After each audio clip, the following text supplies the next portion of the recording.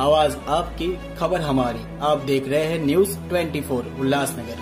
नया जोश, नया विचार।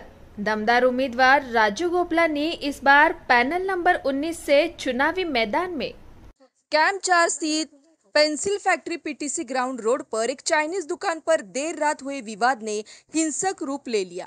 मनसे उपविभाग प्रमुख अजय बागुल ने रात 2 बजे तक दुकान खुली रखने पर आपत्ति जताई थी। देर रात दुकान खुली रहने से असामाजिक तत्व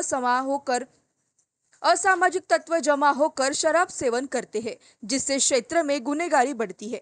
चाइनीज दुकान मालिक ने कहा कि उसे पुलिस की ओर से रात 3 बजे तक दुकान चलाने की अनुमति है। इसी बात पर शुरू हुई कहासुनी अचानक बढ़ गई और दुकानदार व ग्राहकों ने मिलकर बागुल पर लात घूंसों डंडों से हमला कर दिया।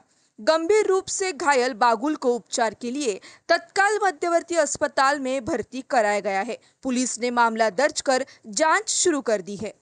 मी अजय मधुकर बागुल, उपविभाग अध्यक्ष मनसेचा।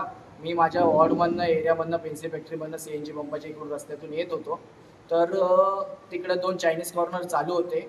तर 2 चायनीज कॉर्नर चालू असल्यानंतर तिथं दारू पिऊन जरासं तर रात्रीचे 2 वाजले होते। तर मी चायनीज कॉर्नरवाल्याला विचारायला गेलो की यार दुकान बंद करून टाक, की रात्रीचे 2 वाजले, तर 2 वाजता तुझं पूर्ण दुकान चालू आहे, पूर्ण सगळं हे चालू आहे। बोलतो मला की 3 वाजेपर्यंत परमिशन देण्यात आली आहे, मी कोणाचा मुलगा काय असं सगळं काय बोलायला लागला। मग मी तिकडून जाण्याचा प्रयत्न केला की बोललो जाऊ दे, तुला 3 वाजेपर्यंत परमिशन दिली ना पोलिसांनी, तर ठीक आहे उद्या आपण या गोष्टीवरनं बोलूया।